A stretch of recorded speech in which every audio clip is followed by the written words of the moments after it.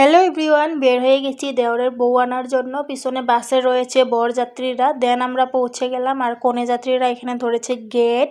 ভিতরে পৌঁছে গেলাম, এখানে ওই দেখুন রয়েছে হলো কুঞ্জ, আর এখানে বরে বসার জন্য জায়গা করে দিয়েছে, আমরা বসে রয়েছি। দেন আমরা টিফিন করে নিলাম। এখন এসেছে হলো কনের হলো ভাই বরকে কাপড় দেওয়ার জন্য।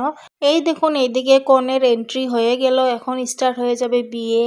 সো তোমরা বিয়েটা দেখো আর এনজয় করো।